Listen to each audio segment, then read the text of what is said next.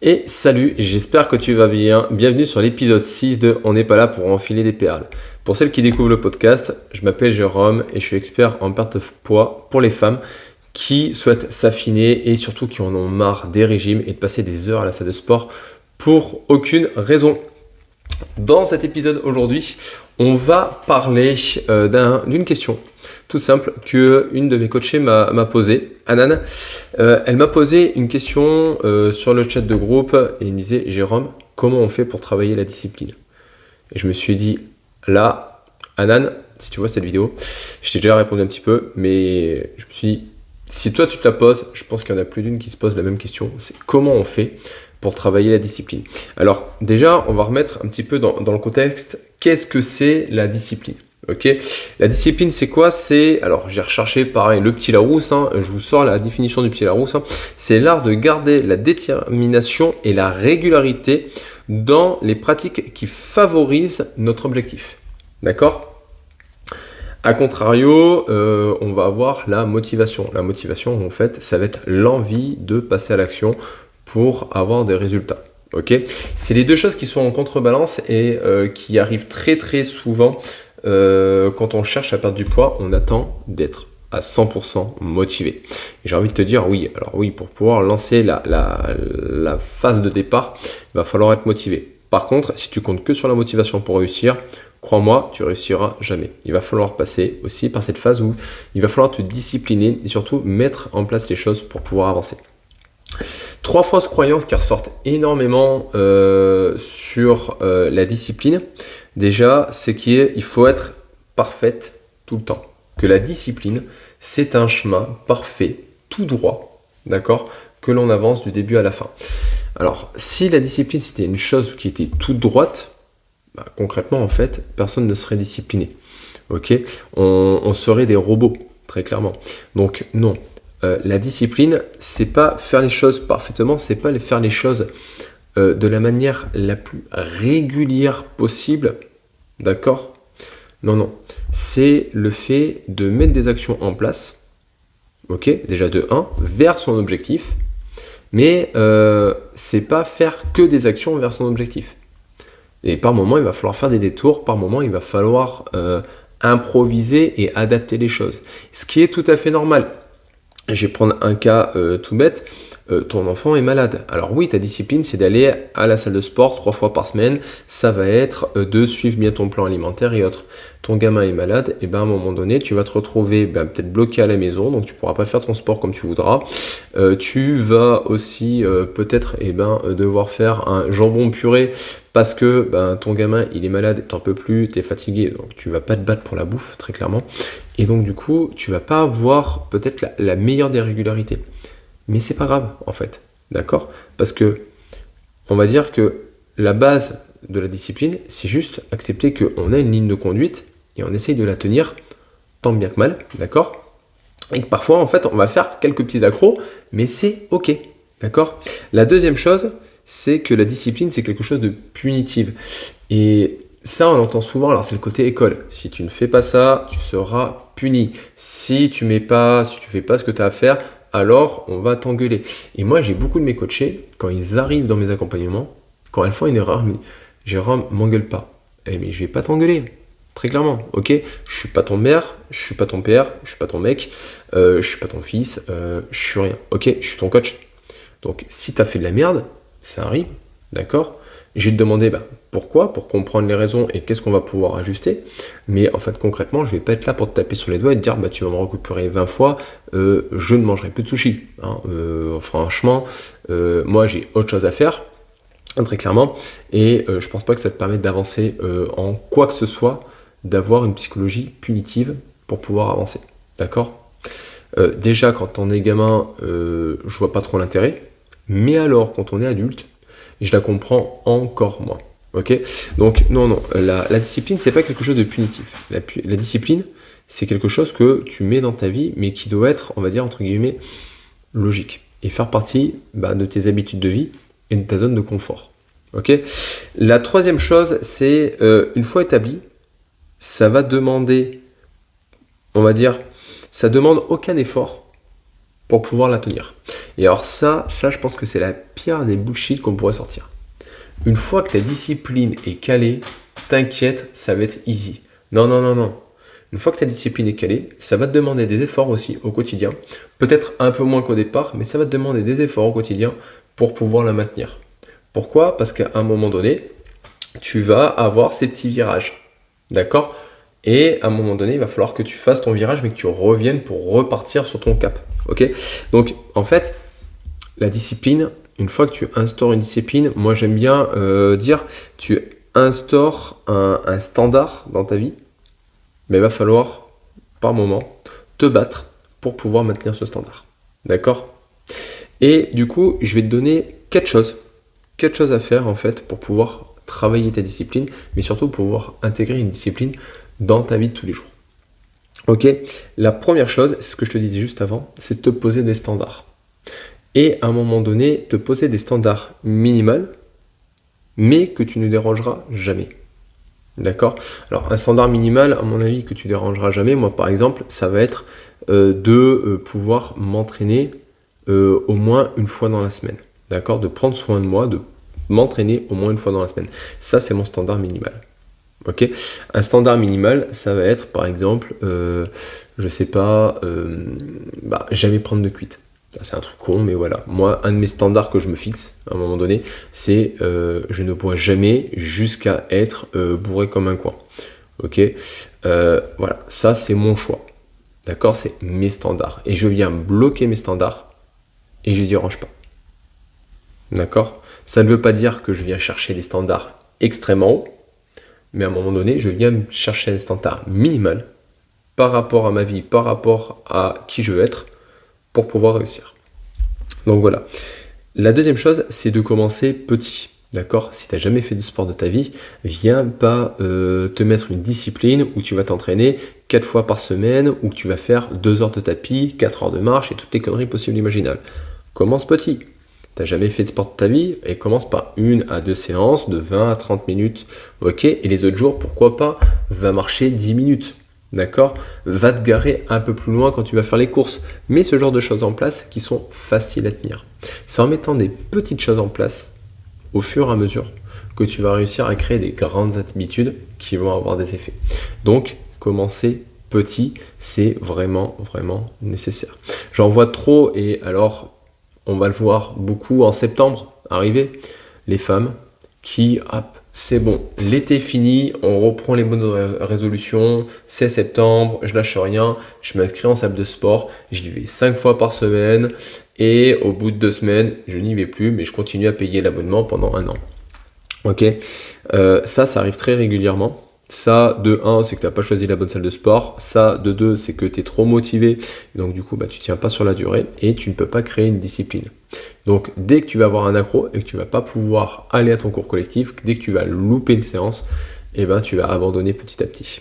Et ça arrive pour quasiment 2/3 des femmes en fait qui s'inscrivent en salle de sport en septembre.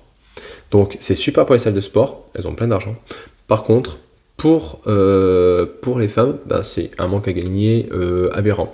Et quand on me dit j'ai pas le budget pour faire du coaching, mais que tu es capable de claquer quand même 600 à 700 euros dans une salle de sport alors que tu y allais 10 fois dans l'année, franchement, pose-toi les bonnes questions, je pense que ça peut être intéressant. La troisième chose, c'est d'accepter l'échec. Et on en revient avec les petites choses. C'est accepter qu'à un moment donné, tu ne pourras pas réussir tout sur ta discipline. Il va y avoir des choses où tu vas louper. Il va y avoir des choses que tu vas devoir modifier. Et il va y avoir des choses que tu vas devoir adapter. D'accord ? Mais à un moment donné, accepte que ça ne va pas être parfait du début à la fin. Et ça ne sera jamais même parfait.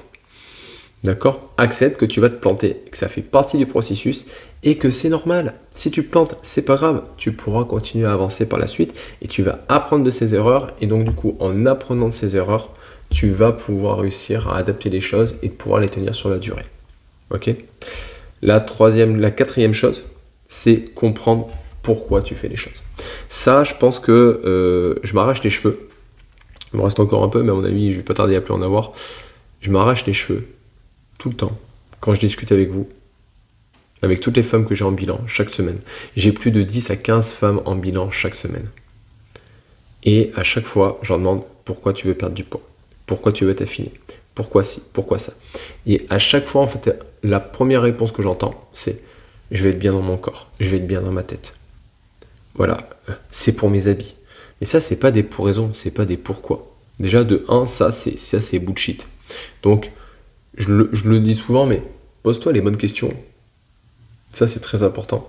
Et sois au clair avec pourquoi tu veux perdre du poids. Qu'est-ce qui, au jour d'aujourd'hui, fait que tu as vraiment envie et que tu veux perdre du poids? Déjà, sois OK avec ce pourquoi. Et comprends pourquoi tu vas devoir mettre certaines choses en place.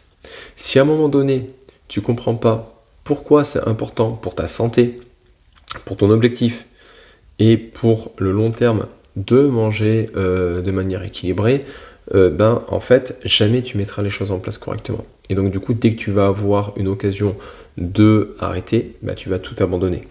Pareil, si tu ne comprends pas pourquoi c'est important de faire de l'activité physique de manière régulière durant la semaine, pareil, en fait, tu vas en faire pendant un temps et après tu vas abandonner et tu vas retrouver dans l'effet yo-yo.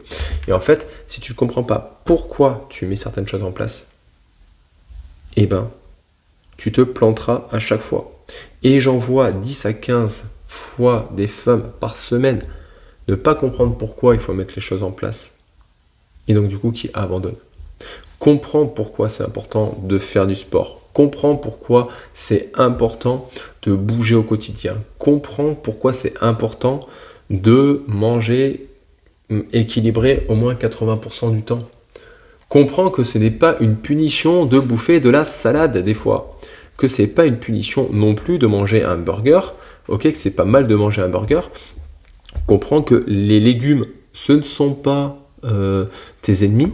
D'accord? Et que manger des protéines, ça va pas te bloquer les reins. Ok, ça c'est comprendre ces choses-là, comprendre comment ça fonctionne, comprendre que faire de l'activité physique, certes ça va t'aider à booster ta perte de poids, mais ça va aussi booster ton métabolisme, ça va t'aider à réguler ton stress, à réguler ton sommeil, à réguler ton appétit, et que toutes ces choses vont te permettre de te sentir mieux. Donc comprends pourquoi tu fais les choses. Et moi, dans mon accompagnement, c'est comme ça que je vois les choses. Je suis pas là pour vous donner des ressources. Je suis pas là pour vous donner le poisson. Je suis là pour vous donner les outils pour vous apprendre à pêcher. Je suis là pour vous donner les connaissances pour pouvoir réussir à perdre du poids et surtout à stabiliser cette perte de poids et de plus jamais en reprendre. Et c'est pour ça que ça fonctionne. Et si tu n'es pas prête à comprendre les choses et que tu veux juste faire petit poney dans la tempête sans réfléchir, va faire un régime comme j'aime, d'accord? Ça fonctionnera très bien, tu reprendras tous les kilos derrière, mais au moins tu seras content, tu n'auras pas besoin de réfléchir, d'accord? À retenir du coup, très simple, et ça, il faut être ok avec. De 1, une discipline, et ce que tu vas mettre en place, elle est individuelle. Tu peux pas prendre la discipline de Sissi Mua ou la discipline de un tel ou telle influenceuse, d'accord, qui va te donner ma morning routine, ma morning machin, ma routine pour dormir, pour perdre du poids et autres. Ça marche pas. Ok? Une discipline et des habitudes de vie, c'est à individualiser, déjà, de base. Donc, regarde toi et mets en place des choses qui fonctionnent pour toi et par rapport à ta vie. Deuxième chose, être aligné avec toi et ton objectif. Être aligné avec toi et ton objectif. Donc, comprendre pourquoi et surtout être aligné avec ça. Être OK avec toi. D'accord? Que tu vas, en mettant certaines choses en place, perdre d'autres choses et en gagner d'autres. J'aime bien dire, moi, souvent, c'est accepter le prix à payer. Quand tu vas perdre du poids, on en a parlé dans l'épisode numéro 1, le fait de l'environnement et autres. Quand tu vas perdre du poids, quand tu souhaites perdre du poids, il va peut-être falloir à un moment donné aussi réadapter tes relations, ton cercle social va peut-être changer, toutes ces choses. Et accepter que tu vas peut-être perdre des personnes dans ta vie et en gagner d'autres, que tu vas perdre certaines activités que tu faisais pour en gagner d'autres, et ainsi de suite. Que une discipline et des habitudes, elles sont évolutives. Et elles vont évoluer au fur et à mesure, d'accord, que tu mets des choses en place. Donc, commence petit. Dès que ça te sort de ta zone de confort, hop, tu ne vas pas chercher plus loin. Tu commences à avancer là-dessus. Quand ça devient confortable, tu viens rajouter une autre discipline et ainsi de suite, une autre habitude pour sortir de ta zone de confort et ainsi de suite. Mais en y allant step by step. Tu attends d'être d'abord en zone de confort et une fois que ça s'est fait, tu avances. Je vais prendre le cas des réseaux sociaux. J'ai commencé sur les réseaux sociaux. C'était confortable pour moi de faire 3 posts par semaine. Il m'a fallu plus d'1 an pour être confortable là-dessus. Maintenant que je suis confortable là-dessus, j'arrive à en faire 4 par semaine. Ça, c'est quelque chose de confortable. Et ben, c'est comme ça que ça avance. Pareil pour YouTube. Là, moi, c'est confortable de faire une vidéo où je vous explique quelque chose le lundi, plus une séance le vendredi. Voilà, peut-être qu'un jour je ferai plus, mais là pour moi c'est pas confortable. Pour moi, ça me sort de ma zone de confort. Et quand ça deviendra confortable pour moi, peut-être que je ferai plus, ou je ferai un format plus long. Vous voyez. Accepter l'échec. Ça, c'est la dernière chose qu'il faut tenir. Accepter l'échec. Accepte qu'à un moment donné, tu vas avoir des loupés. Accepte qu'à un moment donné, tu peux te louper. Et c'est ok. C'est ok de se planter. C'est ok de pas réussir tout du premier coup. C'est ok aussi à un moment donné que tu te loupes pour X ou Y raison et que tu reprennes derrière. D'accord ? Accepter l'échec. Trop de femmes abandonnent parce qu'elles n'acceptent pas l'échec. Mais à un moment donné, c'est pas parce que tu as un échec que tu as tout perdu. Au contraire, si tu vois l'échec comme tu as tout perdu, alors tu t'enlèves de ta responsabilité. Tu te désengages de la responsabilité d'avoir loupé. Et du coup, tu n'apprends rien. Si à un moment donné, tu as un échec et que tu prends ta part de responsabilité dessus, tu vas apprendre de cet échec. Et en apprenant de cet échec, ça va te permettre de encore mieux améliorer ta discipline. Donc, accepte l'échec et accueille-le comme une possibilité de t'améliorer encore. Et tu verras que tu t'en sortiras beaucoup mieux. J'espère que cette vidéo t'a plu. Je t'invite à liker, à partager, à commenter. Si tu as des questions sur la perte de poids, mets-les-moi en commentaire, envoie-moi un message. Je te répondrai déjà avec un grand plaisir, mais aussi ça pourra me donner des idées pour de prochaines vidéos, pour pouvoir te proposer des choses qui te correspondent, qui répondent à tes questions et surtout qui te permettent de trouver des solutions. Dans tous les cas, tu peux me retrouver comme d'habitude sur Instagram, sur YouTube, sur mon groupe pour les femmes. Et on se retrouve dès la semaine prochaine pour un nouvel épisode. N'oublie pas, arrête d'enfiler des perles.